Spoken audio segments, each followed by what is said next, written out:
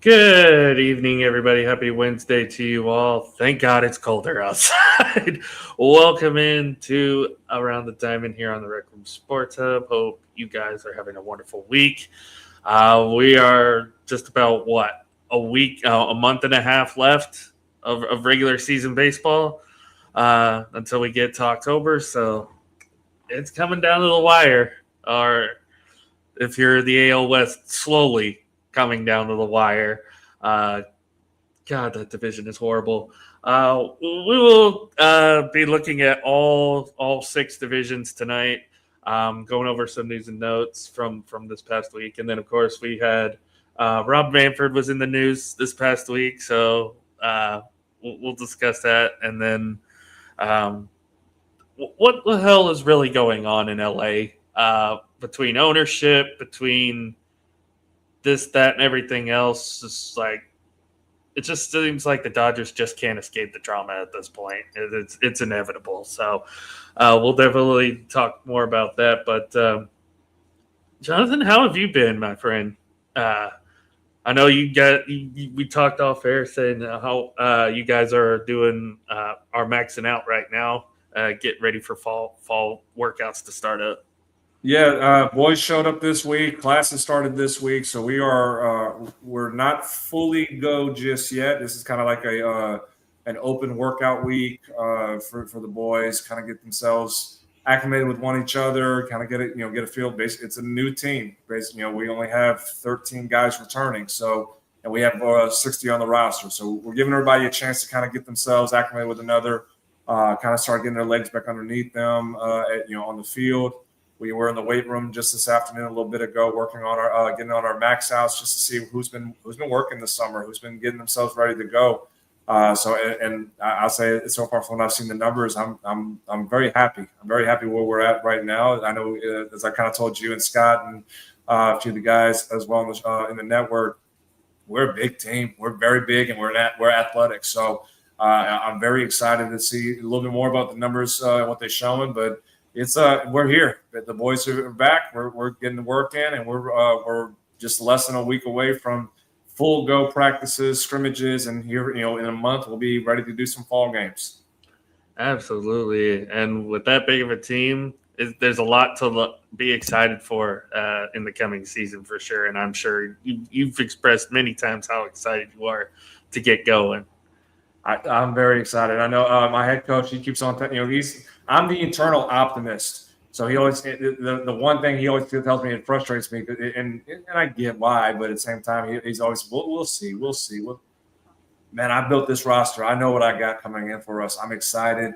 This is a great group. In a matter of 3 days, this group's already gelled really well together too. So we're ahead of the curve from where I see it. So I'm very excited what we have. I'm very excited about the team, the roster, and I'm ready to see these boys compete.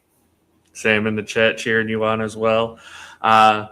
So we're going to start things out. I don't know about you, Jonathan, but I'm pretty sure that Cal Raleigh watched our show yesterday or last week about his complaints and how he has really not shown up because, he's hit 5 home runs in 5 straight at bats. He started to kind of wake up a little bit. The Mariners have kind of found a little bit of a winning streak now, trying to climb back into what has been a horrible, horrible AL West. It just seems like nobody wants to win this division at all. One week it's the Astros, one week it's the Rangers. Now the Mariners are trying to creep their way back up. I mean, if his bat keeps getting hot between him and Seager, it's like one of these teams has to win this division at some point, right? I mean, by rule, by rule, a team does have to win this division. I don't know who you want to who your favorite is. I mean, again, the Astros kind of have they caught a little bit of a streak. Now they're down. Rangers are playing 500 ball right now. The Mariners are kind of flirting around 500. They're the 16 under right now. They did take 2 of 3 against the Phillies. They lost today. I just don't. There's not a team in this division between those 3, between Astros, Rangers, and Mariners, that I'm sitting here thinking, yeah, they're going to pull away. we're going to probably talk about this division being, a 3-team horse race all the way up to the last week of the season. And this, the winner of this division is going to be up by 1 game. And it could be come down to that last game of the last game as well. So I'm not, if I'm a fan of the fan bases, and I know you are a fan of one of the fan bases, there's no calmness about this race right now. There's no excitement. I won't say excitement, but I'm sure there's some nerves and some anxiety because you just don't know who's gonna get hot, at the right time in this last month to really say, okay, yeah, we're gonna pull away here. Who's gonna be that?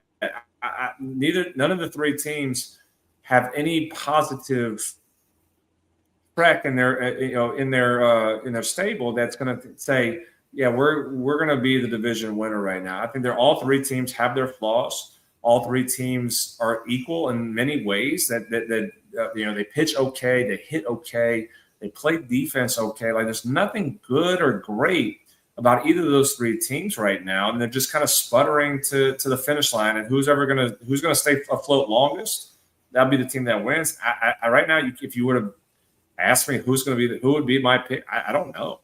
I really have no idea who could be it because nobody's getting hot at the right time when they're supposed to at this point of the season. I mean, fair enough. And, you got the Rangers here playing the White Sox where, Jacob deGrom, congratulations to him. You get to 2,000 strikeouts, which he's the second youngest to do so. But last night against Chicago, you give up 6 earned runs and what ended up being an 11-7 ball game. You had to try to claw your way back. The Rangers have the offense now. That's the thing. The Rangers have the offense. They've shown life in their bats. The pitching has been the problem. Specifically, the last couple of weeks, it's been Jacob deGrom and Mackenzie Core. And you're just now getting Eovaldi back. Rocker's been hit or miss. Really, it's been the pitching that's been their problem. But I agree. On paper, the Rangers have the offense that can, but looking at it right now, all 5 teams in the division in the AL West have a negative run differential. And it's not even close. Like there's not a team that's close to being positive.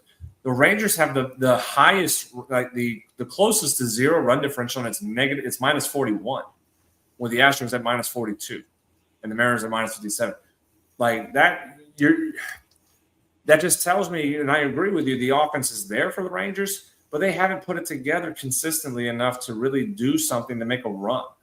And you can say the same thing about all 3 of those teams. Like, where is the production really going to come from consistently? You're saying about the Mariners and Cal Raleigh finally kind of figuring it out, but the home run, sure, if that's really what he is bringing for the Mariners, it's just a home run. Yeah, okay, he's got 18 home runs now.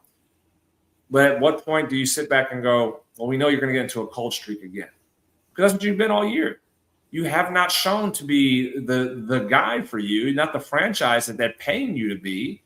You're a 180 hitter that's hit 18 home runs. So even right now with this little streak that he's on, I'm not confident that he's going to continue this. At what point does he fall backwards again?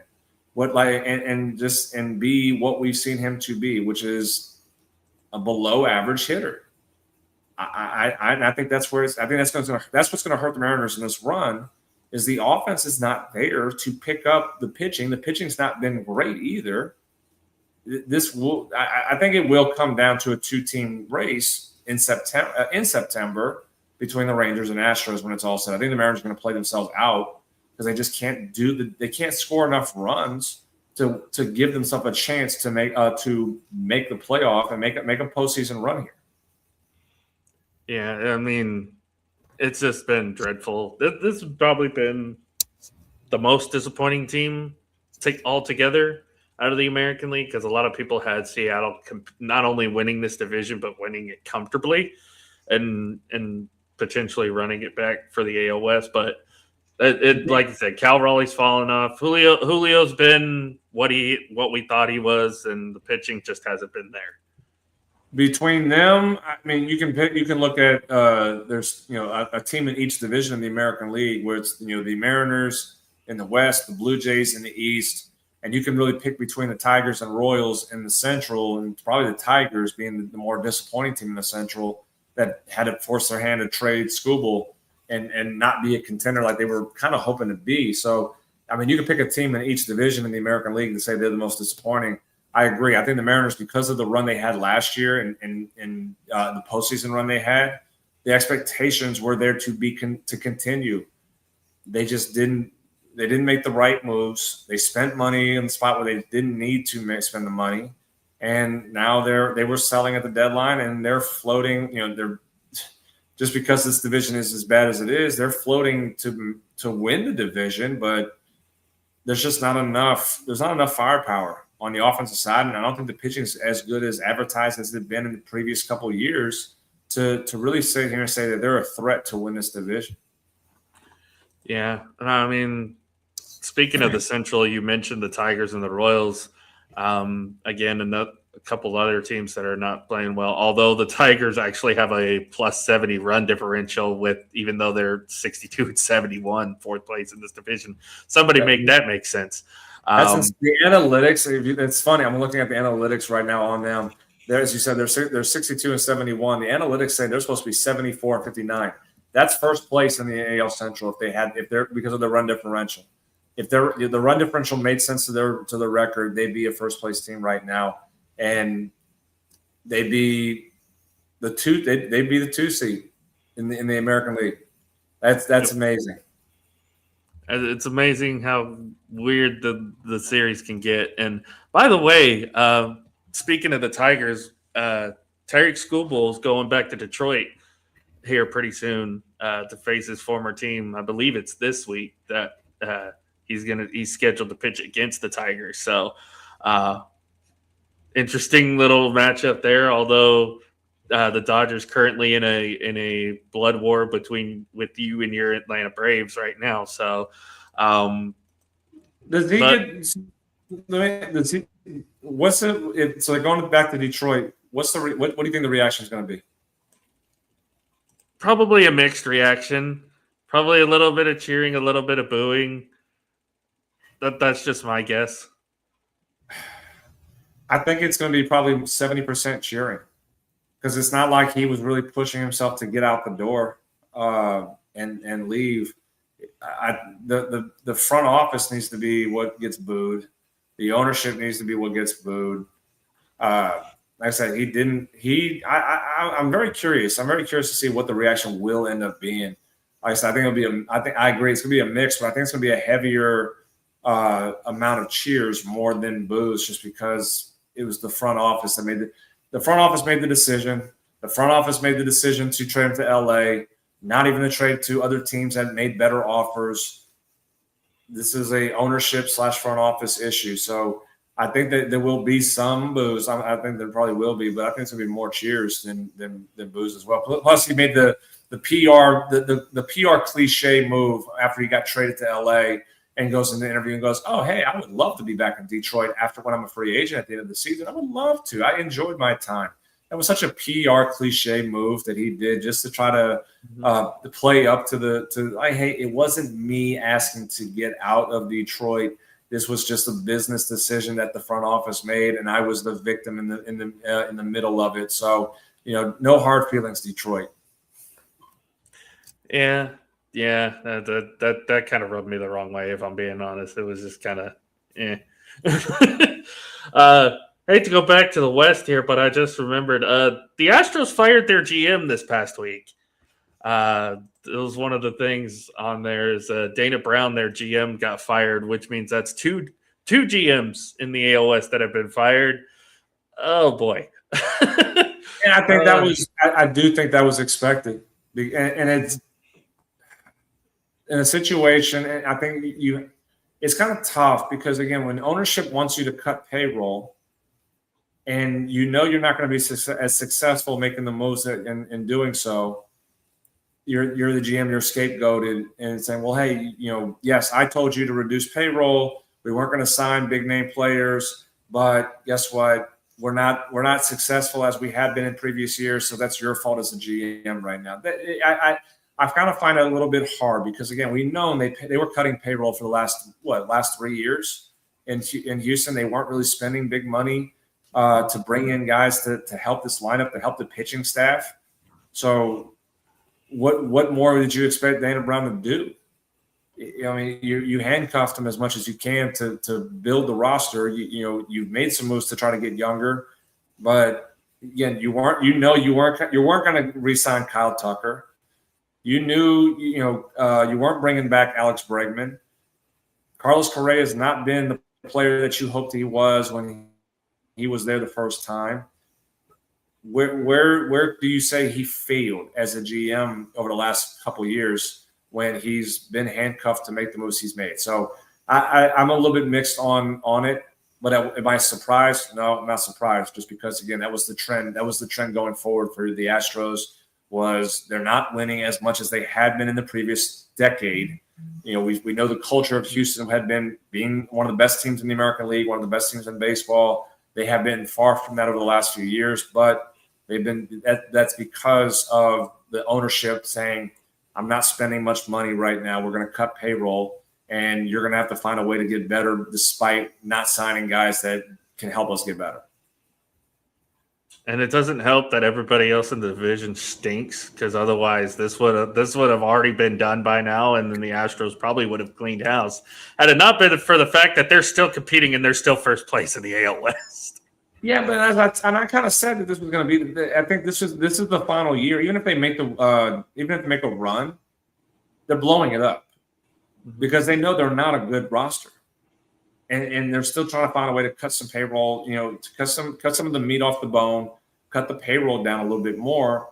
And in doing so, you're going to have to get younger and cheaper. So I think that no matter what happens, they were going to move in a different direction. Even if they win the division, you're going to look back and say, well, Dana Brown built a team that won the division in 2026 as a GM. But this was I kind of expected this to be the case no matter what, when or it wasn't going to be, whether it was during the season like they did or after the season, because they know they're blowing the roster up even more. They're not going to be. This is not sustainable of success to be a contender. And is what is a weak American League. Like, I mean, imagine if we had the Astros be what they had been over the last decade. They're the best team in baseball, or one of the best, or the best team in the American League for sure. But because we know the limitations of this roster, that's why they're still the best, the first place team with a mediocre roster. But again, when you handcuff your GM by cutting payroll and not allowing the opportunity to spend a little bit of money to build the roster better, build it back better, you get what you're getting, which is average. They're a 500 team. They just play in a bad division, and that's why they're in first place right now. Any other year, we're talking about this is a team that's in third place, and they're going to miss the playoffs. But because the division's so bad, as you kind of said, it escalates like, okay, yeah, you're a first place team, but the eyeball test says you're not a good team. Yeah, I mean, this whoever wins this division is probably going to be one and done. Just because there are just so many tough teams ahead of them, like Boston, New York, Tampa, all in one division. Even the White Sox or even the Guardians at this point, who've won 7 in a row, still better competition. Which, speaking of which, Guardians, they're starting to get hot again. 7 wins in a row, although still a couple games back of the White Sox out in the one game out in the win column, 3 games out in the loss column. Obviously, that it leads to being out 2 games in the division. White Sox, of course, currently playing my Rangers. They're up 2-0 in that game, but this has kind of become a 2-horse race. Although Minnesota is only 5.5 back, but it's getting to the point where it's like what we talked with Seattle. You could kind of start pushing Minnesota away. You can already count Detroit out. They had a little bit of a spark post trade deadline, but that kind of fickled out. Kansas City's won 9 in a row, but that's kind of too little, too late for the Royals. They're just been out of it since like April. So yeah, it's essentially a 2-horse race now in the AL Central. Would you agree? Oh, absolutely. And I don't know where Cleveland, if this Cleveland going to have enough gas to make the move that they need to make to catch the White Sox. They're hot right now, and this is the right time to be hot going into September here in a week. I just don't know if the roster good enough to catch the White Sox, which have played good baseball all year. They are the surprise team. And they just got to continue to play. I'm not going to say they play 500 ball because, again, the Guardians are behind them, 2 games behind. But as long as you are playing contendership baseball, which, again, win series, go 2 of 3, 3 of 4, 2 of 2 in 4-game series, play, win your series, you're going to win the division. So I think the Guardians I think this hot streak, which is a good timing, I don't know if it's sustainable. It is a 2-team race, though. Like, there's no doubt about that. I don't see the Twins really having enough to enough talent. Really, I mean, they're as much as it's been a surprise that they're in this race right now. Being 5.5 back, I just don't think they're good enough to really challenge the White Sox or the Guardians for this division. It's a 2-team race, and like I said, if the White Sox just continue winning series, they're going to win the division. I just don't know how sustainable the Guardians streak that they are in is going to continue as we get into the last month of the season. Kudos for them to fighting back and getting themselves in this position going into the last month. They're going to make it very exciting, but I just don't. I don't have the confidence that they're going to have the firepower to continue to win this division now. I mean, at the very least, they're the 3rd wild card right now, which, isn't really saying much when you're competing with the likes of Baltimore, Texas, Seattle, those teams. But it's like, No, but you're in the dance. You're in it right now. You would be in it right now. I mean, you get the chance to go to ask the pretty girl for a dance. So if the Guardians get in, they have a chance with it. As Lloyd from Dumb and Dumber says, so you're saying there's a chance. If they're in the dance, there's a chance. Absolutely. AL East has gotten very, very interesting, especially in that wild card picture right now. Red Sox have won 5 in a row. They found a little bit of a streak. Right now, analytics say they're the best team in the division. They would be 77-55, a half game ahead of the Yankees. And I'm kind of wishing Scott was here right now because, we got a 4-game Yankees-Red Sox series this weekend, which could be not only for that top spot in the wild card, but depending on how Tampa plays, that could push Boston right back into the division race full force. No, yeah. The Red Sox, they were that hot second half team, playing good ball still. I mean, we talked about that after their long streak that they went on, and we said which Red Sox team was going to be the real one that we saw, the team that was the team in beginning part of the season in April and May, or the hot team that carried it over from before the All-Star break to the All-Star break through August. And here we are now. They're right on the heels of it. They've had moments where they've kind of slapped back. They've kind of had moments where they picked it back up, which they are right now. They've won 8 of 10. As you said, the analytics say they are the best team in run differential with a plus 105, saying that they're supposed to be 77-55. Their win, the record above teams against above 500. They have they're 32-25 against that. They are as challenged as you can think of to be able to do what they're doing. I mean, I can see. I believe that they will have a good series against the Yankees. They have, and I know Scott's made this comment before, and we've talked about it. Red Sox in recent years have owned the Yankees. They have owned them, and I think that's going to continue. As Pedro Martinez once said, just call the Yankees their daddy. Well, the Yankees right now need to call the Red Sox their daddy, and because it's not even close to how that series has kind of shifted in favor of the Red Sox over the Yankees. So I think the Yankees need to play with the sense of urgency that this is playoff baseball. They need to figure it out. I don't know if they're going to be able to, though. The Red Sox are they have put it together. I think when we said to ask the question, which Red Sox team is the real team that we're going to see, this is the team. This is the team that has been able to win. They have figured out how to win.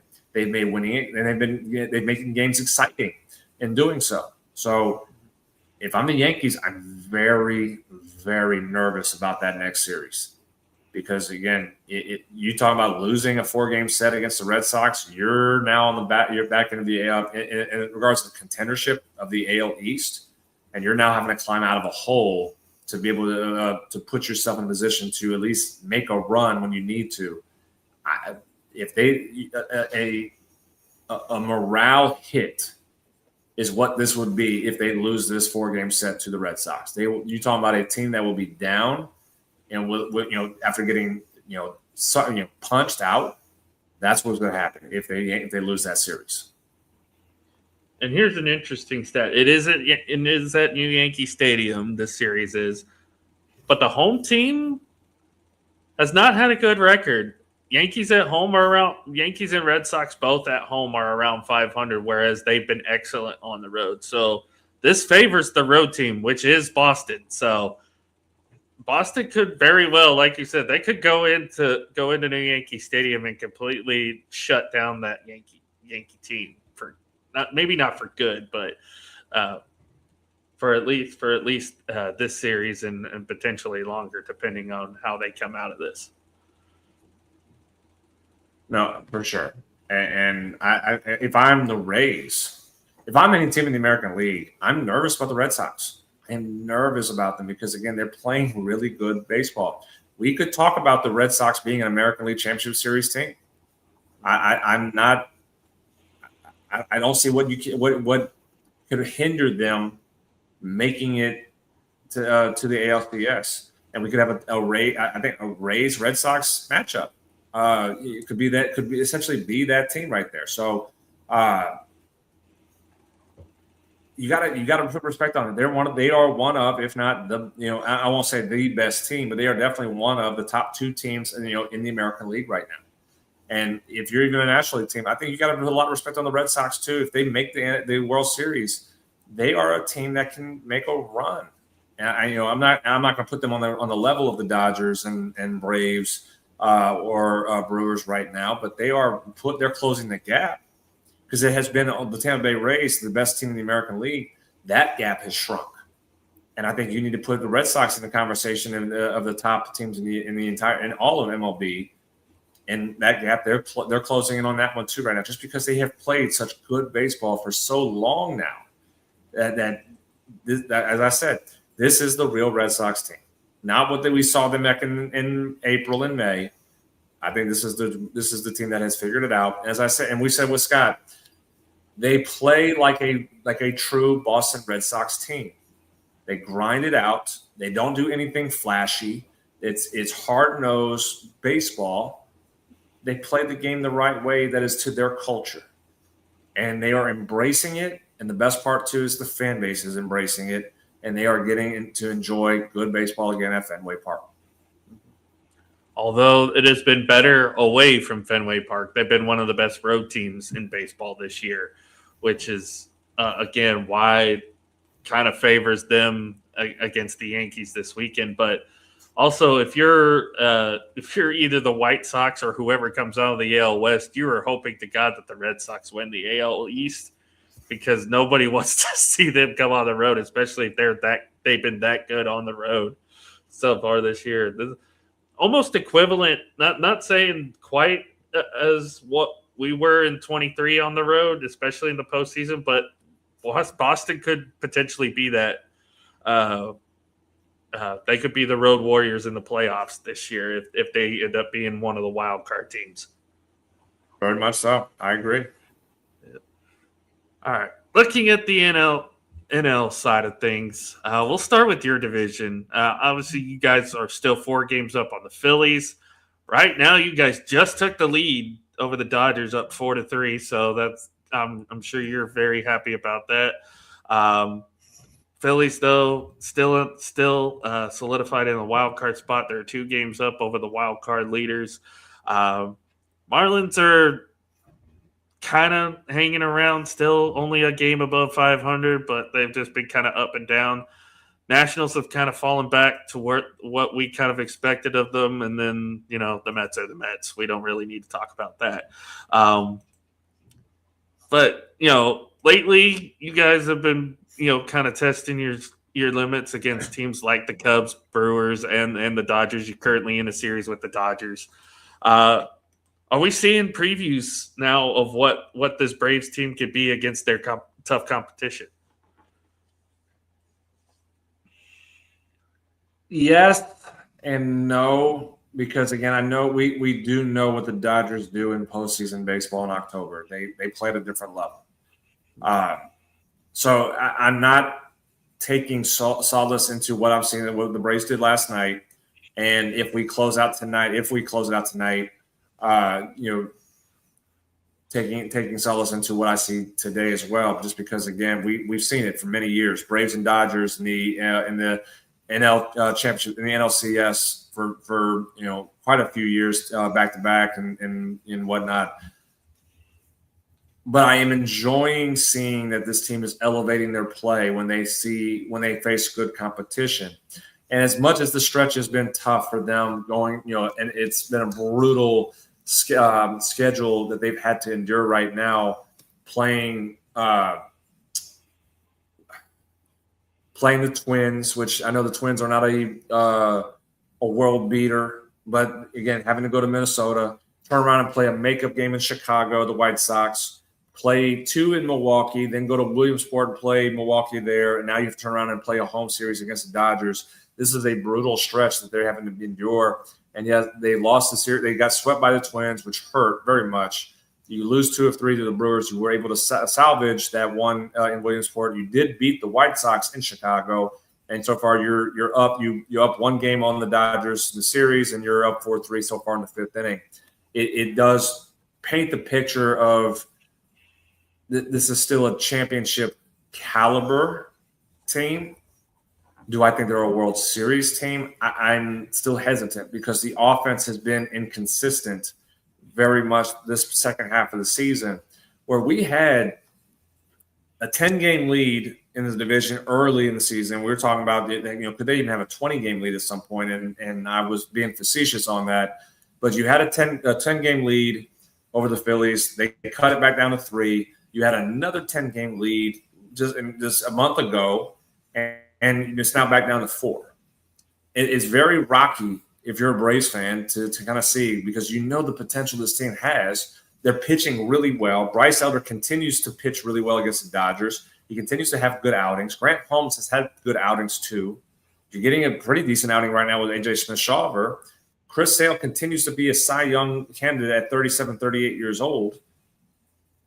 Tyler Mahle is – I don't know if you know this, Alan. Tyler Mahle, of all the pitchers that got traded at the deadline, Tyler Mahle has put up the best numbers.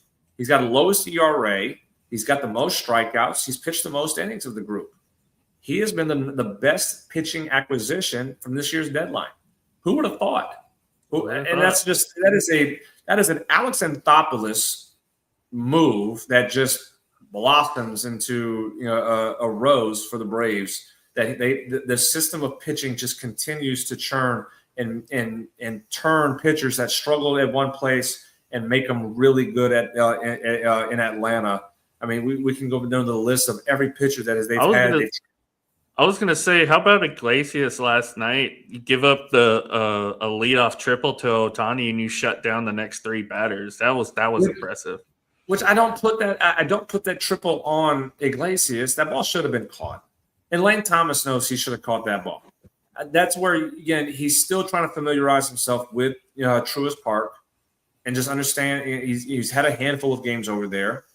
So that ball should have been caught, and we wouldn't even have the high pressure situation that Iglesias had to endure. But yes, absolutely, gets a strikeout on Freddie Freeman, gets you a ground out that Mauricio Dubon makes that an amazing play that freezes Ohtani, and then the fly out to end the game to Michael Harris, and you win a playoff caliber type of game in the regular season that you had. So absolutely fantastic. And I know Iglesias had his moments of struggle so far in the second half of the season or he's blown a few leads and cost the Braves opportunities to have save.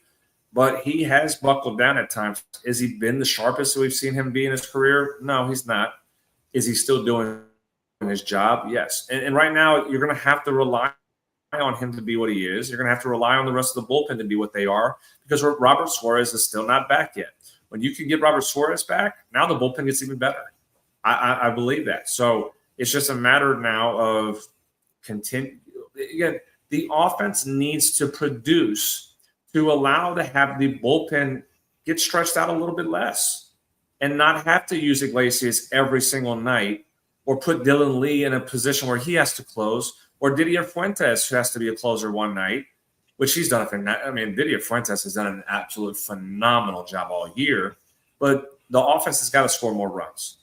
There's too much talent on this offense, and you're not getting the production from Acuna. You're not getting the production from Austin Riley as much. You're not getting the production from Drake Baldwin so far in the second half of the season either. Mauricio Dubon, Ozzie Albies, and Matt Olson have been phenomenal for this offense, and they continue to be the reason why this team is winning. But you need the other four to do their job. And if the moment that Acuna gets it going, the moment that Riley continues to get it going, this offense is going to be on fire. And it can compete and hit with any team in the National League, and that includes the LA Dodgers. So they are up there, and I'm enjoying beating the Dodgers because I've said it last week. I want LA in the postseason. I am not afraid of the Dodgers. I want them. I want to face them. I want to take them down and show them that they have to still go through the NL has to go through Atlanta, not LA. So I'm enjoying this. I'm hoping we close it out tonight to win the series, but there is still some concerns that I have right now that I'm hoping that the Braves figured out over the next month to put those worries away for the time being and be a team that is capable of competing for a World Series in October. Because if everything starts clicking, that's when this team is at its most dangerous, is when everybody's on point and everything starts working for them. So it's like you were mentioning before, how did they get their 10-game lead over the Phillies twice already this year, is when everything started clicking, when everybody started hitting well, when the pitching was there, and it's just like a clockwork, when it was just like clockwork. If that happens, especially in October, this Braves team is going to be hard to beat. Absolutely. They just got the offense has got to get it going. They got to click, because you're going to get good pitching. You know you're getting what you're getting out of Chris Sale. Bryce Elder, his pitch, he's going to pitch well. Molly's showing he's pitching well. AJ Smith-Shawver, I think, is the key. And he's pitching good right now. He's not great, but he's pitching good. He looks healthy. He looks good. I think he's the key to the rotation, that you could have him be the number 3 or 4 arm and at least stretch it out a little bit. That gives you Grant Holmes in the bullpen. Ronaldo Lopez goes into the bullpen when he gets healthy again. You're able to utilize these guys a little bit more efficiently to stretch out your bullpen and not have to stress out, Fuentes and Lee and Iglesias as much, especially hopefully that Suarez does come back here mid-September and is able to produce like he's shown he did at the beginning of the year. And that just makes the bullpen even deeper. So Smith-Shawver, I think, is the key to the rotation. But they're pitching good. They're pitching well. They're pitching very well. The offense just needs to continue to do their job, score runs, and provide support to that offense. Mm-hmm. Yeah, especially with Schwarber still having a hot bat. The Phillies, they did drop 2 or 3 from the Mariners this week, but this is a Phillies team that ever since they went to Don Mattingly, it's just been a completely different team. And I know that they've kind of made you nervous a little bit with how close that they've crept up. But as far as like the wild card stuff goes, right now they'd be the number 2 wild card team just behind the Cubs. Technically, they would be, if the wild season started now, they would be hosting a playoff game against the Padres in that wild card playoff. So, this. Don't sleep on Philadelphia just because of how big their offensive firepower is, but they still had their issues as well, which is why you guys still have that 4-game lead. Yeah, Philadelphia just has that. They still do have the championship pedigree. They still have the guys who've won and been there and done it, and Harper, Schwarber, Trey Turner, Real Muto, Alec Bohm. Like, they have guys that have been there for so long. They understand, what the culture is supposed to be in Philly. Again, are they a little bit older in the tooth right now? Yes, but that culture does carry. We talked about it for the Astros for so many years. Culture does matter, and it can lead you to victories when you have that opportunity to do so. They are doing this way. Are they going to? Is it enough for them to catch the Braves? It can be. It absolutely can be. And that's what makes it so worrisome and nervous about that their hot streak they continue to be on, to where they could catch the Braves and take the division.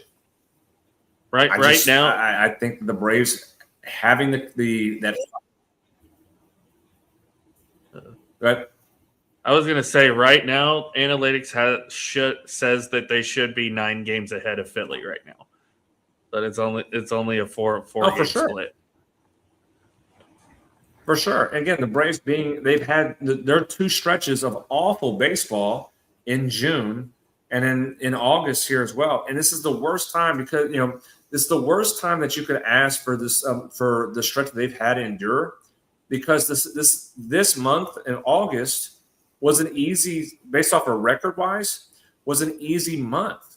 You had I'm trying to 1, 2, 3, 4, 5, 6, 7, 8, 9, 10, 11, 12, 13, 14, 15, 16, 17, 18. You had 18 home games in the month of August. And then home games against the Nationals, home games against the Marlins, home games against the Mets, home games against the Diamondbacks. You're the Dodgers, but you have the Rockies next, and you finish off with 1 game against the Giants on a makeup game. And you mean to tell me those games, like you couldn't sweep you couldn't sweep the Mets. You lose the series against the Diamondbacks. Now you're in your tough stretch with the Dodgers, and then you have the 3 games against the Rockies, which should be beneficial for you, hopefully. And you have the game against the Giants later on as well next week, that you can hopefully win these games. If you can win the series against the Dodgers, take 2 of 3, sweep the Rockies, you're in better shape. But getting swept by the Twins, losing 2 of 3 against the Brewers, which, again, Brewers are the best team in the National League. I understand that. Losing 2 to the Diamondbacks at home was a killer.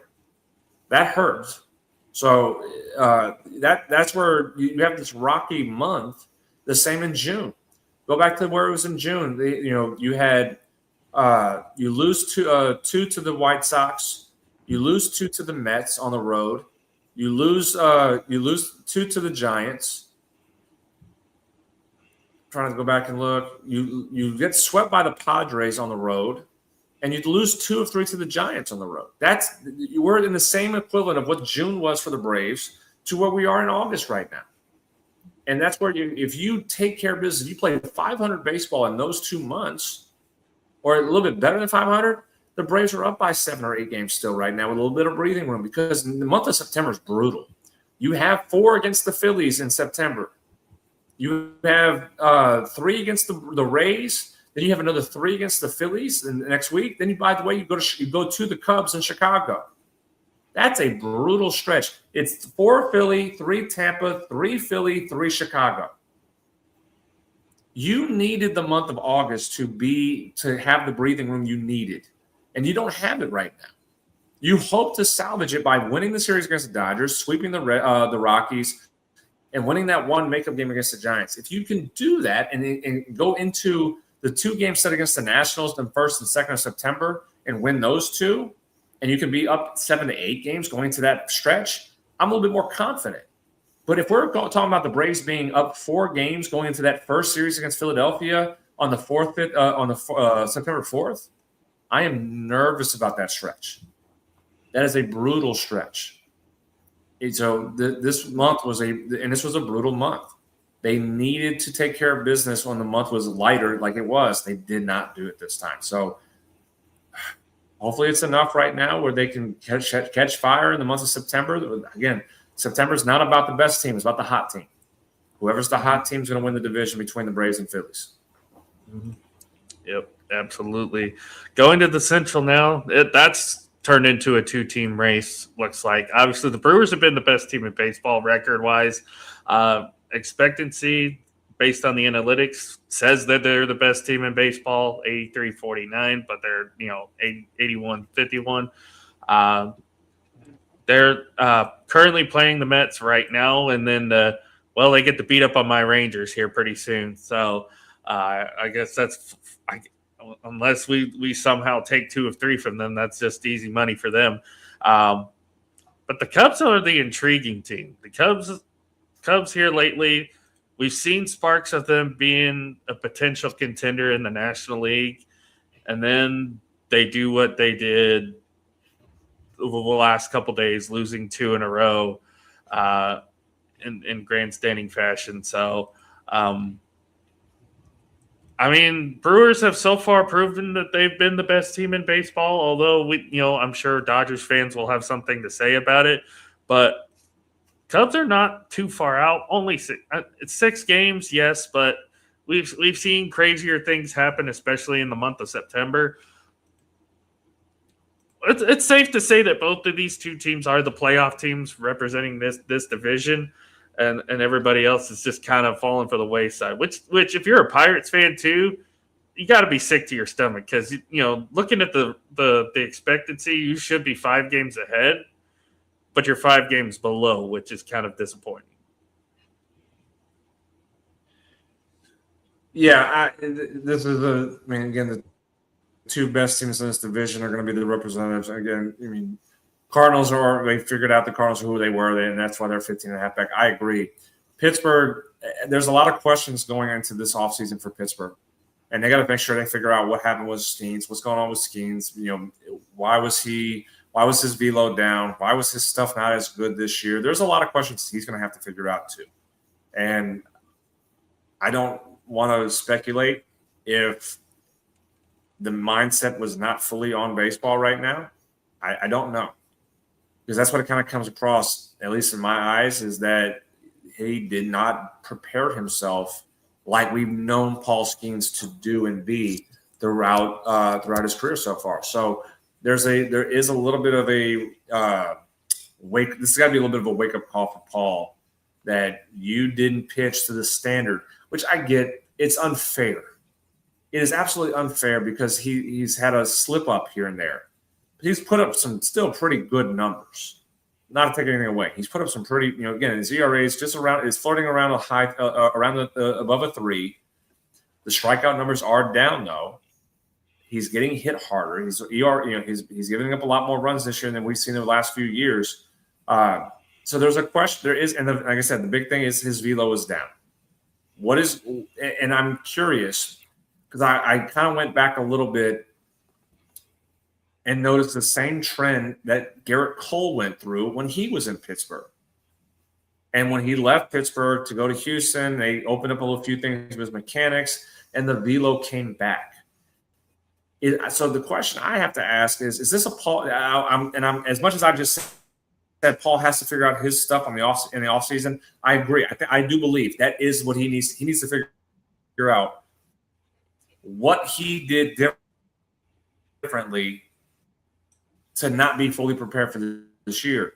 But because the Pittsburgh Pirates are guys and developing them the way that they're supposed to, especially generational talent pitchers, is this a organizational issue still that they don't know how to enhance their ace?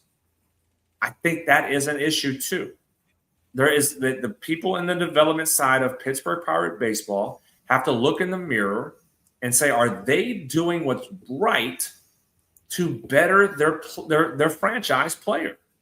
Because they didn't do that for Garrett Cole.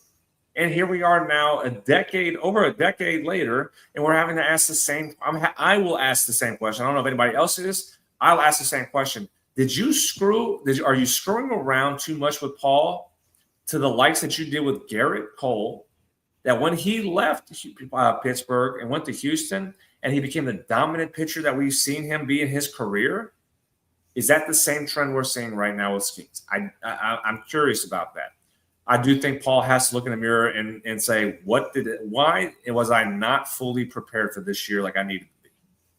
There has to be a little bit of a wake-up call for him. But I think the Pirates have to ask the same questions. What are they screwing around? Why are they not taking care of their generational ace? They need to figure that part out to really before they take it even remotely come close to a conversation of being a contender in this division. Cubs and Brewers are the flagstaff of this division. They are leaps and bounds ahead of everybody right now, and I don't see that changing anytime soon. So, kudos for the Brewers and Cubs to lead this division to the postseason. And I think it's going to be an interesting race between those two teams. I do think the Brewers are going to win this division. They're going to kind of pull it away because they're just that talented. They play good baseball. I got to getting to watch that series with the Braves and Brewers over the weekend. You've got to credit Pat Murphy. And there's a reason why he continues to win Manager of the Year. Last 2 years, he is we've talked about putting, the hierarchy of managers in baseball. Pat Murphy with Kevin Cash and Pat Murphy need to be 1 and 2, and you can flip a coin on how you want to grade those two out to be one of the top managers in the game. They are doing it. Both of them are doing a fantastic job. But even so, Pat Murphy, not even just continuing the culture that was built there when Craig Counsell was there and Counsell left, and there was talks that is the franchise going to go backwards because of the moves they made? Pat Murphy has not only righted the ship, but my goodness, he is steering it into what they are, a powerhouse organization in the National League. They are not slowing down. And he has I think he's made the culture better, which is scary to think. Pat Murphy needs to be considered one of the top 2 managers in the game of baseball right now. I mean, especially, if you look back at our predictions, we didn't even have the Brewers as division winners. I don't think anybody did. And we didn't have – last year we had them last. We had them last because, again, like you mentioned, we didn't think the culture was going to change that much. And it's gotten so much better to the point where, like you said, Brewers won the division last year as probably the biggest surprise out of every team. And now here they are. They're basically the best team in baseball right now, asserting their dominance. And it's like it just feels different. It feels different with this team. But it's still in that mindset of, hey, you're doing great right now, but once October comes, can you keep that up and can you finally break through? Can the Brewers finally get that monkey off their back that they've had for so long? Can they finally get past the NLCS? Can they finally get to a World Series? Because until that happens, this is why people won't take the Brewers seriously, is because until they make a World Series, it's like, okay, you're playing great now, but once October comes, it's basically Atlanta or LA. I think this is I do think this is the year that we're going to, as much as I'm sitting here saying Braves and Dodgers, I want the Dodgers. I want the Braves to face the Dodgers. I'm more terrified of the Brewers than I am of the Dodgers. They just play good baseball. They are fundamentally sound. They do a lot of good things. They had some defensive slip-ups that cost them in the Williamsport game, but you put them on their own home field, they're good. This is a good team. They hit hard. They hit well. They don't strike out a lot. They can hit for power if they need to. They pitch really well. This is a scary team. It's not a fluke that they have the best record in baseball. They are going to be I think this is a team that's going to make them very dangerous in the postseason. You could see it be Dodgers and Brewers or Braves and Brewers, either way. You could see either one of those situations be the case. And that's a tough. And if you have to go to Milwaukee on the road in the NLCS, that's tough. That's very tough. So I'm scared of the Brewers more than I am of the Dodgers right now. Brewers actually have the best home record out of any team in baseball right now. So that is going to be a scary sight if people have to go into Milwaukee. Oh, by the way, just so you know, they put up 8 runs on the Mets tonight. So it's 8-1 Milwaukee right now. So yeah, this is playing with their food at this point with the Mets. Uh, but yeah, and now, hey, we got to go to Milwaukee after this series with Chicago, so I'm not looking forward to that at all. Uh, we're probably going to get 3 games swept if I'm being honest, and if that happens, ugh. Especially, I mean, then again, though, it is the AL West, so we'll still be contending for it. So, which just that's just how bad that division is. I'm sorry. Um, NL West now. You have 3 teams who are in contention. Obviously, we know the Dodgers are the Dodgers. They have a 9-game lead in the division. Padres right now have the final wild card spot. Arizona's still fighting. Arizona's still fighting. They are 1 game back, and we still don't know where the hell Ketel Marte is. we still don't know where he is half the time. Last time we saw, he was either in a, I think Scott said he was in a Boston bar or something like that when they were in Boston last time. Somebody said they saw him playing golf the other day. It's like, I don't know what to think about Ketel Marte, but at least the Diamondbacks are finding ways to win games even without him in the lineup. Yeah, I don't know. Apparently, the Diamondbacks have had conversations with Ketel, and they're saying the right things to at least say, hey, we're here for him, and we understand that we're giving him what he needs type of situation. It's really weird. It's such a weird thing because, as you said, there's been so many different stories about what's going on with him and what now speculation, sure. It is a weird thing that's going on, but unfortunately, they are playing good ball still right now. Despite it, they are not letting it be a distraction. Credit Lavella to kind of figure it out. The manager Lavella to figure it out a little bit and kind of keep this team afloat and being in the hunt for postseason. Being one of the wild card teams right now. So. Credit them very much so because you talking about a leader. Ketel Marte was the leader of this team. And when your leader, I don't want to say abandons you, but is going through something that is causing him not to be what you know him to be, man, you're finding ways to win still, credit you. Credit your own leadership. Credit the roster, the talent to stick together and be able to figure it out from there. And hopefully, as we said last week, hopefully – Ketel has given an explanation to the players. And we'll never know because that's a closed door thing. That'll never come out to the light of day. The players, if he did give an explanation, the players are going to sit back and go, "Hey, we're here for him." No matter that's the cliche. We're here for him. We wish him the best. Hopefully, we see him soon. Whatnot, all that. But hopefully, they got an explanation to at least get some closure to where they can figure it out together as a team. I hope that's the case.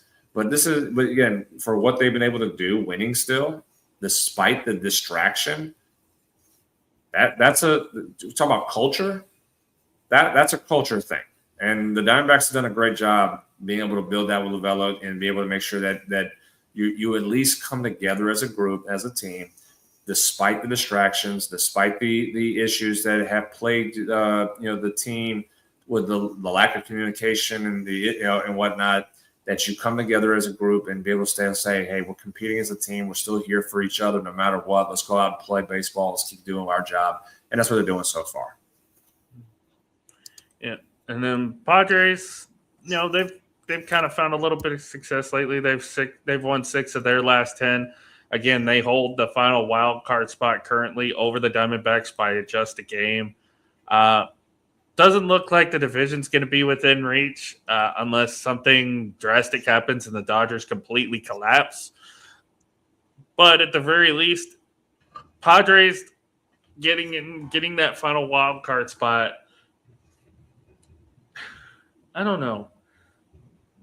This team was when we first started doing this. 2-3 years ago. This was the team that was supposed to have all the hype. They had Machado had come in. Tatis was the next big thing. You had all these pitchers coming in. This is essentially what the Dodgers are now. This is what we thought the San Diego Padres were going to be 2-3 years ago. Now I don't know what to think of them. Yes, they're playing solid baseball right now. Yes, they're winning games. But I don't trust this team. I don't know about you, but I just don't trust the Padres at all because it just seems like the teams ahead of them, even the Diamondbacks. I trust the Diamondbacks more than I do the Padres right now, and they're one game ahead of them. So I don't know. What do you think of the Padres right now? Because I can't put my finger on it with them. They're the team that we have seen spend money, get players. They've spent money on players just to get players. There's no culture. We talk about cultures of the Brewers. We've talked about the culture of the Cubs, the culture of the Braves, culture of the Dodgers, whatever you want to call that one is, culture of the Diamondbacks right now, culture of the Red Sox. What's the culture of the Padres? What can we put a thumb on what their culture is? There is no culture there. They spent money to spend money and bring in guys who don't fit one another. We've heard this. Manny Machado's had issues with some players he's trying to be the voice. When Manny Machado at times has been the voice of reason, your clubhouse is not a good clubhouse. Tatis Jr. has at times rubbed people the wrong way on that roster. Xander Bogaerts trying to at least be the voice of reason. He's been there he's not been there that long, and for the last few years at least. But he's not somebody that he's not playing well enough to be the voice of reason for you at times. Who's the culture leader of this group? They don't have one, and it's been that way for years, where they've used people as scapegoats to try to change what they're doing while keeping things the same, just adding players to add players. And it hasn't worked for them.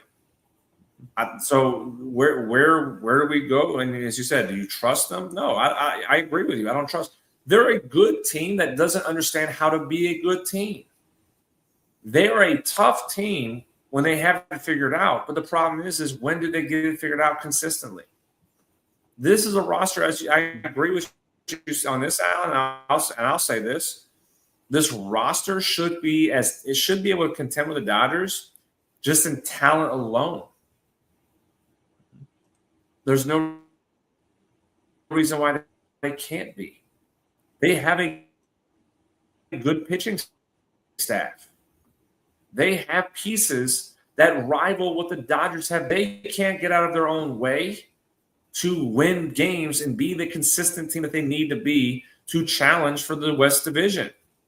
They're going to continue to be a wild card team that's going to be pretty dangerous, but they'll get in their own way and they won't be able to take their step forward. The Brewers get in their own way because not because of their issues of the culture, because they put the pressure on themselves from not being able to get over that hump, and as a group, that's tough, that's frustrating. But we know that culture is going to continue to grow and evolve. When has the Padres evolved their culture to take a step together? It hasn't.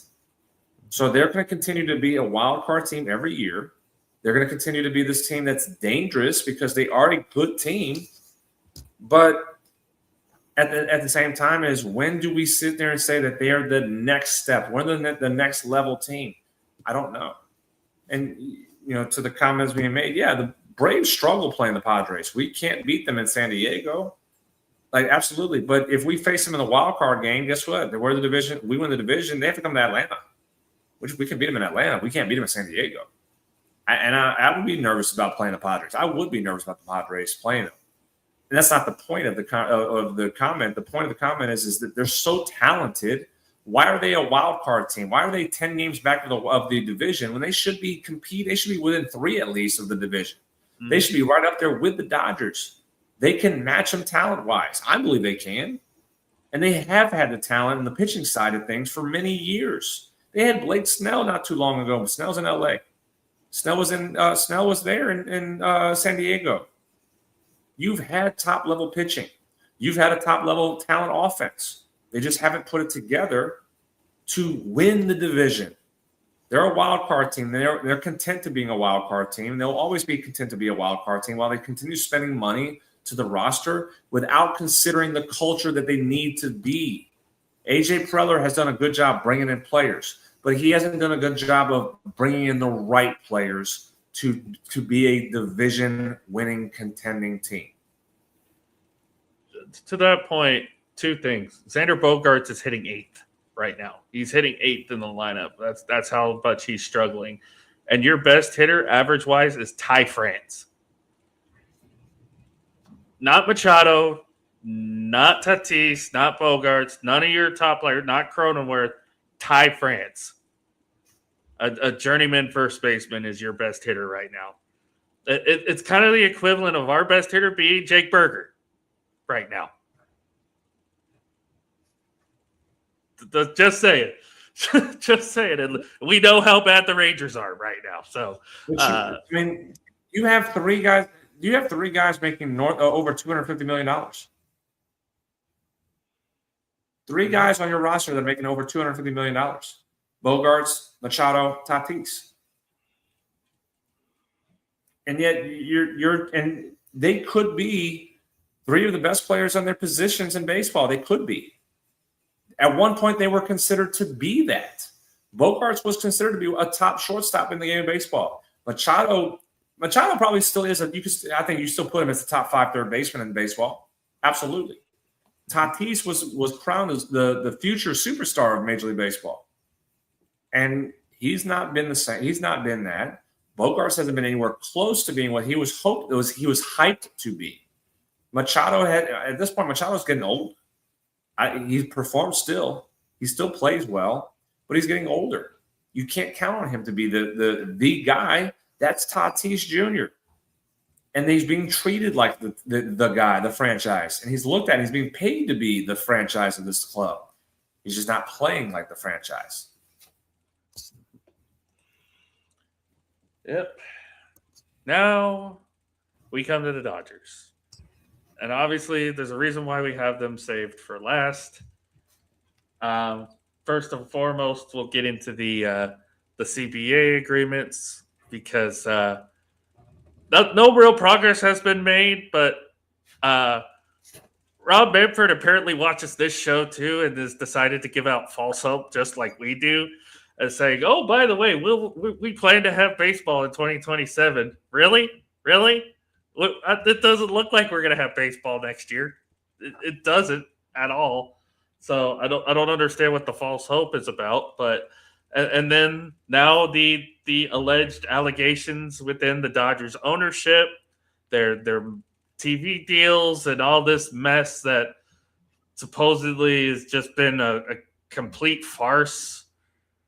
And now it's just like, do we even trust what's going on in LA right now? Because I know that, yes, they're a good baseball team on paper. Yes, they put all this money together to get all these players. But ownership looks sus. Everything Rob Manfred has said since this whole thing started has been sus. I don't know who to believe anymore. Jonathan, you could probably make more sense of this than I can, unless it pretty much sums it up. Can you do me a favor real quick? What's that? When did Rob Manfred when did he become the commissioner of baseball? What year?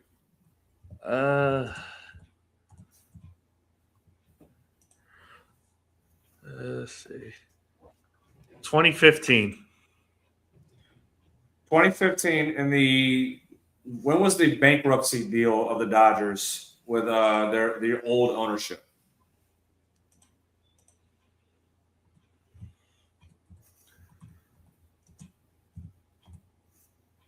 Let's see. 2011. 2011. So Manfred took over in 2015. When was now? I it might be a little bit harder to ask you to look that up. When was the TV deal that they got, where they can keep 80% of their revenue? When did that kick in? Let's see.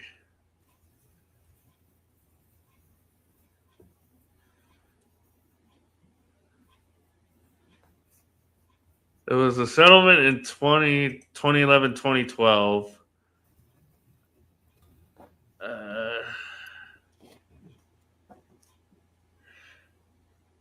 I'm not saying, but it's a 25-year agreement through 2038.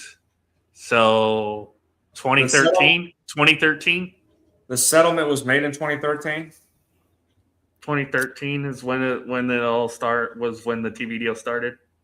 Okay. My issue with this whole situation is why anybody in Major League Baseball ownership was fully okay with the LA Dodgers getting such a sunset sweep deal.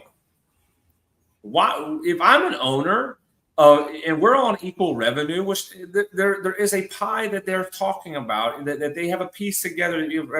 Yes, TV deals can be are their own entity, but if I'm the owner of the Rays or Pirates or Rockies or Marlins or anybody else, and I hear, hey, one of my colleagues as an owner is getting to keep 80%, or I'm using the right word, he's exempt of 80%, where they get to keep their contract on top of what's supposed to be it was billions of dollars of that revenue they get to keep, and it's not even having to be allocated towards the league.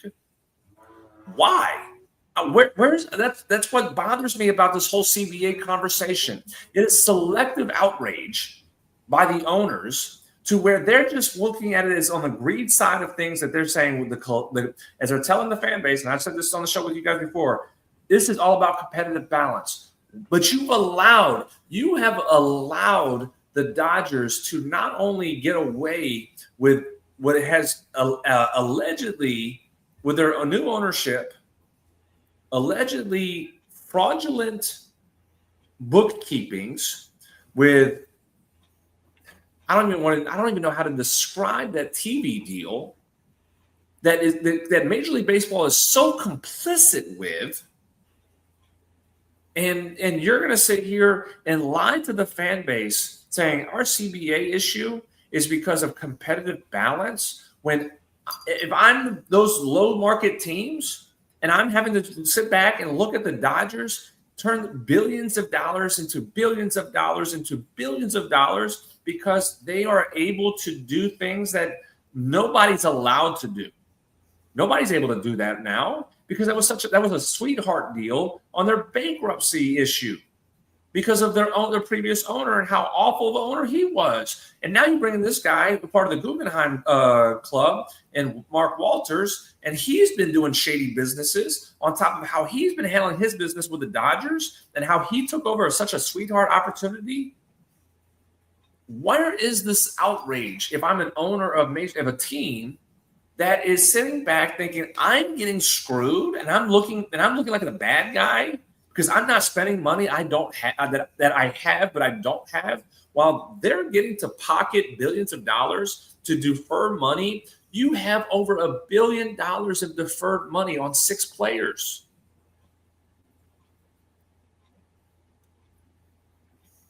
Over $1 billion on deferred money for six players, and that money's already allocated for. They already have the money. As I said this before, Shohei Ohtani is going to get $68 million in deferred money for 10 years. And guess what? That money's already sitting in escrow. They're waiting for 10 years. They're waiting for the contract, that part of the contract to kick in. So they just write the check and go. It's already there. Because of the TV deal that they got sweethearted.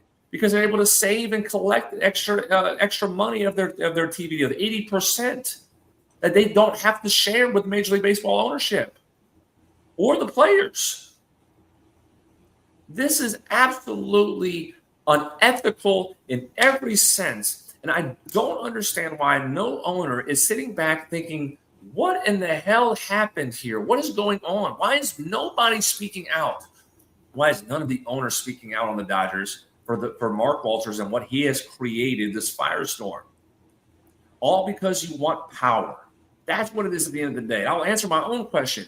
You want power more so against the players than what is right amongst your peer of an owner who is an true financial situation of investigation by the DOJ and the IRS and the FBI.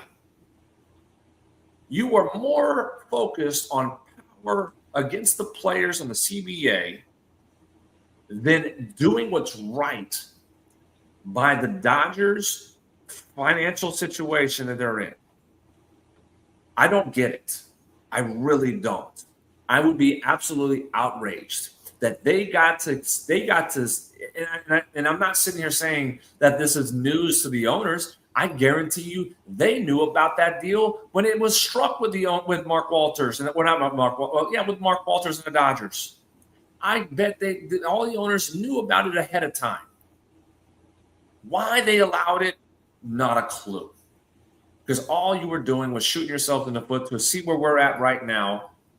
And it's probably part of the long-term plan of them allowing the Dodgers to do this just so that they can get to this point.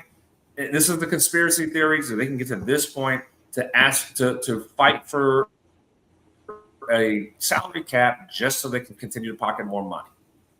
I don't get it. I don't understand why there's no outrage. But at the same time, I do get it because it's all about power by these owners now. And if any fan is sitting back and sitting here and arguing for salary cap in baseball, you are blinded. You are absolutely blinded by what is truly happening and why this is going on, why this is being fought for. It has nothing to do with competitive balance. I have said that every single time we talk about the CBA talk. This has nothing to do about competitive balance. This is about greed and power. This is foolproof because nobody has said a word about this situation the Dodgers are in. Like, even the media hasn't said much about this. This is literally just came out of a report, and we're hearing more about it on Twitch and TikTok. ESPN has not even talked about it one bit. Nope. Like, they barely talk about baseball anymore, which it's kind of sad. For sure. Okay. MLB Network hasn't talked about this situation. They did maybe one segment on this. No baseball affiliate has talked about this at all. It's the same thing where that whole Shohei Ohtani gambling thing with his interpreter. How fast did that story go away? I brought that up too when we talked about it like a month after that whole thing happened, and it was not even talked about anymore. I said, how fast did that story go away? Why? And now we have it again with the situation where the Dodgers are in another situation they're in, and it's not even it's being literally swept under the rug, and it's not even being talked about. And we're going to have Rob Manfred come onto ESPN and lie. It's like, well, hey, we're having conversations. Yeah, you're having the wrong conversation, and I hate this for Carl Ravitch. Carl Ravitch knows he's out the door. He can't ask the hard questions because he hopes if he continues to be the good soldier, maybe ESPN brings him back, and I hope that's the case. And it doesn't sound like that's going to be the case from how it was just coming across on the Williamsport game with the Braves and Brewers. But I know he's going to be the good soldier because that's just who he is. And he's a great guy in broadcasting and a great guy for what he does. And I don't fault him, but you didn't ask the right question. You didn't ask the question about the Dodgers situation. You didn't ask the commissioner of baseball, who's supposed to oversee those issues, the right question. Don't ask, hey, how's the conversations of the CBA going? So he can give the politically correct answer. Hey, we're talking every day. Great. Awesome. But we're not having progress. Okay. Now here's a follow-up. What do you think about the situation with the Dodgers owner? That's not going to be asked, unfortunately. And I don't blame Carl Ravitch for not asking that question. But that needs to be the question asked to the commissioner of baseball. That needs to be asked to the commissioner of baseball. Why hasn't anybody asked that question? What do you think of the situation the Dodgers are in? What do you think of what Mark Walters has done business-wise? It sounds unethical. Do you agree, Rob Manfred? Commissioner, do you have a comment about this situation that the Dodgers ownership? Can we just get rid of him? Can we? I know he's still got a few years left on his contract, but can we just get rid of him? Like, literally, this whole fiasco that's been like a year or two long, it's just I'm sick of it. I'm sick of it. It's definitely one of the worst. He's one of, if not the worst, commissioner in all of the 4 major sports. For sure, he is. But again, why isn't the media doing their job? And I understand why. It's ESPN. It's Disney. Guess where Disney's? Disney's also located in LA. Like, they're not going to push the Dodgers' negative stories. They're not. They brushed it. The Shohei gambling was one of the biggest stories of athlete gambling since Jordan's situation he had in the 90s, because of the level of magnitude that Ohtani is globally. And that story literally had DOJ and FBI investigating it. In a matter of 2.5 to 3 weeks, that story was gone. It was done. And we never talked about it again. The only reason it's kind of being brought up now is because there's a documentary about it on ESPN. That story got completely taken out of the rotation of every sports channel in this country. And in this situation the Dodgers are in is not even being talked about. Nobody's talking about it. I don't know. It's there needs to be more people bringing that situation up. Somebody needs to go to Manfred. Somebody needs an owner. So go to an owner. Do you have a comment about Mark Walters and how he's handled his ownership of the Dodgers? Which you're gonna get no comment, of course, but at least press somebody. Press somebody. And this is why they're in the situation that they're in. No one wants to take accountability. Everybody just wants to sweep their problems under the rug. It is what it is right now, and it sucks. Well, it's not even the fact that it's accountability. It's not. And I use the word collusion. The owners are colluded with each other to make sure that they get what they want, which is a salary cap. They will turn a blind eye in every facet to do so. That's what it is. At the end of the day, they're going to do what they need to do to stick together. The stronger the ownership group is against the players, the better they have leverage over them when it gets to the point of the season, when the season's over, and they're like, all right, hey, December 1st, you're locked out. We're not negotiating. December 1st is the start of the power struggle that the players are going to put themselves in. That's it. And the owners have, at that point, as I said it last time, we talked about it, the owners have all the power when December 1st comes in. It's done. And the players, the clock is ticking. There's nothing, and right now, there's nothing the players can do about it. The owners have no reason to sit and negotiate with them. Yep. And no amount of false hope is going to give us any kind of feel of relief at all. It's just going to make it worse. To address the comment that Danny just he asked as well about it, yes, there is the team. Yeah, the biggest issue though is that the Dodgers are the ones who are spending the most money. They're being allowed to do it because they have all these provisions from their bankruptcy deal in 2011, 2012, the settlement that Alan said about the TV deal in 2013. All these provisions have been able to open up avenues for them to spend more money than any team because they're able to keep more of their money. That if you have Pirates ownership be able to keep 80% of their TV revenue away from revenue sharing, I guarantee you the Pirates probably would spend a little bit more money because they have it. It's not to say that the Pirates don't have the money to spend; they do, and I agree. Shame on those the owners for not wanting to spend money to build a competitive roster. I agree with you on that. That's not the players' fault, though. In the conversation of the CBA, that is up to that because it's the owners are sitting here pushing for us. If that was the owners are the ones who are pushing for a salary cap to shrink, they want to shrink the money. I want you to. That's the biggest thing about it, Danny, is that the owners are trying to shrink how much they spend. Yes, the salary floor is in the conversation. But what's preventing these owners from already spending that money in the first place? Nothing. You can push for a floor without a salary cap.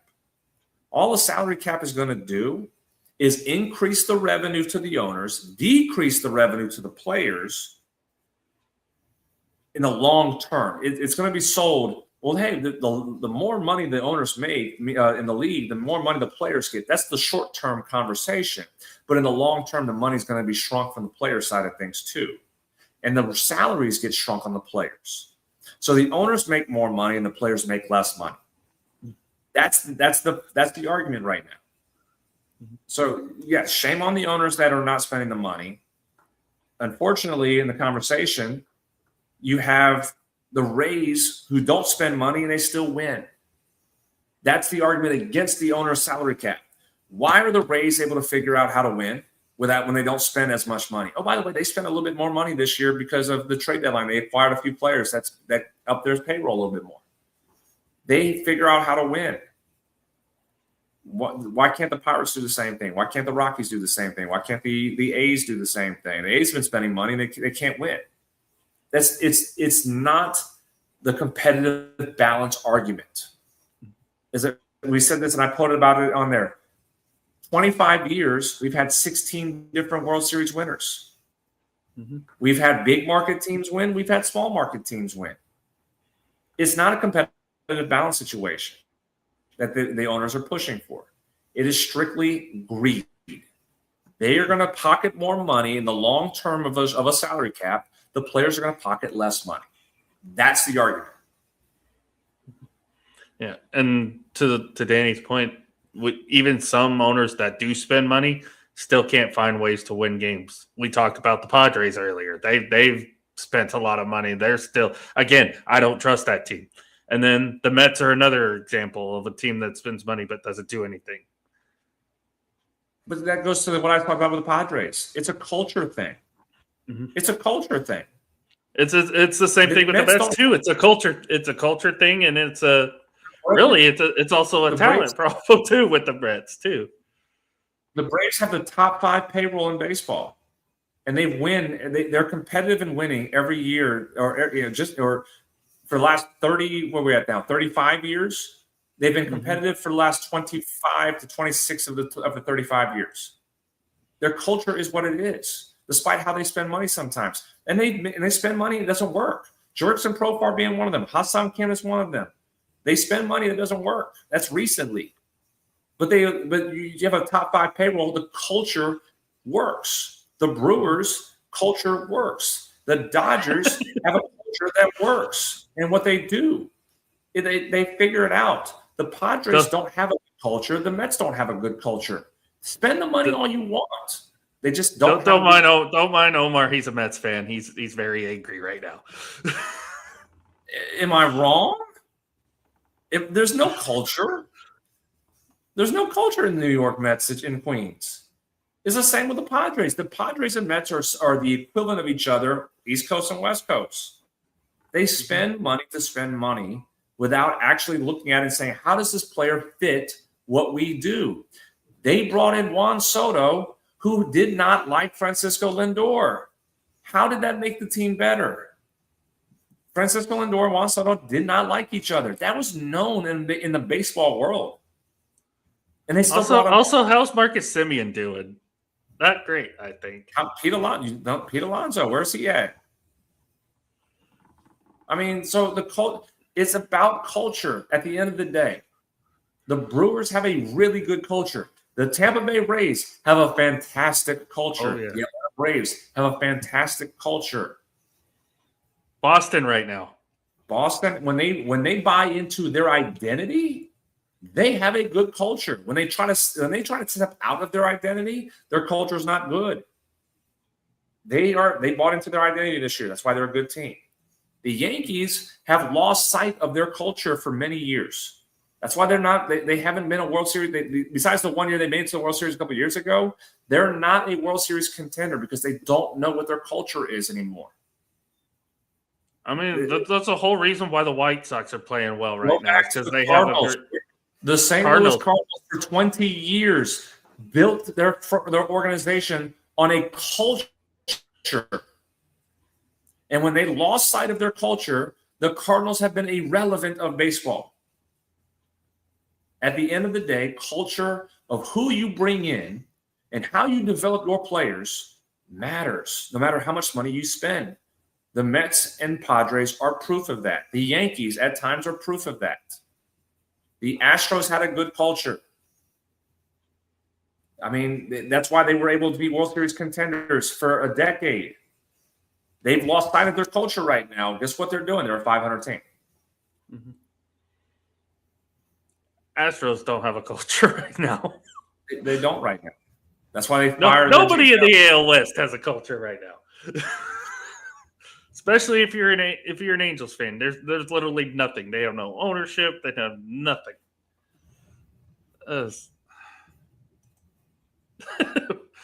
That just makes me sick to my stomach. I mean, I can answer that real quick for you guys. Why are they the best team ever? Well, they weren't in 2021. Jorge Soler's home run still hasn't landed. No, it's still in orbit. And hey, look, there goes Garcia's home run. Oh, there's number 2. There's number 3. But just to kind of circle back, like this whole Dodger situation, it's just frustrating. And again, it goes back to what I just said. Why are we not asking questions? Mm-hmm. Why is this being allowed, and why is this being just brushed to the side? That's the part that's disgusting to me. Is that we have an owner that's being investigated by DOJ and the FBI and the IRS, and Major League Baseball wants nothing to do with it. I don't. It makes no sense. It never does. And Phillies is another good example of this. They started out not well. The minute Don Mattingly turned it over, the culture started to change a little bit, and then they started winning again. So, it is. Anyway, that's it. That's going to be it for us tonight. Jonathan, I know, again, we've talked about it a couple times tonight already, but you guys down there in Coastal Bend starting to get geared up for fall practices and whatnot. What else you got going on? That's really it. I'm actually not traveling this weekend. My travels are done. I am so excited to be home for the weekend. I don't know what to do with myself, actually. I'm going to be cleaning. I probably want to clean a little bit. But I get to actually stay home for the whole week, which as I said, I don't know what to do with myself. Actually, I'm probably going to go golf. I may go golf too. I don't know. But no, yeah, we're the boys. Like I said, the boys are back. We're kind of getting ourselves ready to go. First practice is Monday the 31st, and that's when we start going to work on what we're trying to do. We're trying to build, and I've already seen some characteristics. Again, me being the one who's built this roster for us over the last calendar year. The characteristics of what I've looked for with this group of guys, they've already shown it. They've already in a matter of 3 days, they've shown they're close knit. They've been able to work together already. They're kind of getting familiar with each other already.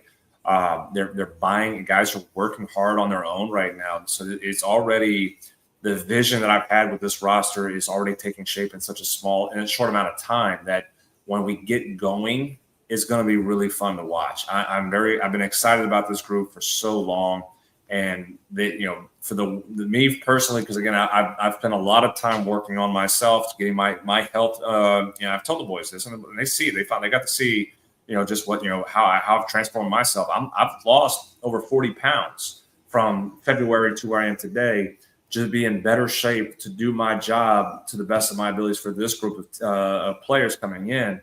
And and the amount of work that I'm doing for this group is already started, and the volunteer side of things. So I'm absolutely giddy with what this roster is going to look like, what it's going to be, especially when we start going to work, and we start really putting the effort in, and we start playing games here in a few weeks. We have our first scrimmage next weekend. Man, I'm excited. I'm so excited about this. So this is going to be a great group, and I will continue to sing praises to this group. The people on campus have already started praising our kids for their character of who they are as young men. So clearly, I did a good job on the character side of bringing in guys that fit to what we're doing and our culture. Let's kind of circle back on that one here, but even more so that the work ethic, the drive, these guys are hungry. And I think that was a big factor that what I was looking for was guys to match what we want energy-wise, match that hunger we have to program. And I'm seeing it already in a matter of 3 days with this team being together. And we're just now we're still not even fully started yet. So it's going to be a lot of fun. I'm excited. But I'm going to be more excited. I get a weekend off to not do a damn thing. Right. Enjoy that freedom while it lasts, for sure. Right. Of course, for me, tomorrow, Rec Room Sports show on 4 p.m. Eastern on this very YouTube channel if you want to check that out. I may or may not be on tomorrow because I am working late, so I might not be able to be on tomorrow. But we will also have Lock It In this weekend, Saturdays, college football. It's our first bets for the season as we get ready to tackle on some week 0 games. Finally, we get real college football starting up on Saturday. It's going to be a fun time. Starting up the NFL here pretty soon as well as we get into that. And then we'll be back here next Wednesday to talk some more baseball. So, yeah, that's what I got going on. Anything else, sir, before we end off tonight? All good here. Also, shout out and prayers to our third member, Scott Cove, who obviously has been dealing with a lot of not just physical health issues, but mental health issues as well. Scott, if you're watching, we love you. We miss you. We hope you're doing well. We can't wait to have you back for sure. So, with that being said, y'all, guys, have a wonderful night. We'll be back next Wednesday. Until then, love y'all. Stay safe. Bye, Spotify. Bye, Spotify. And take care.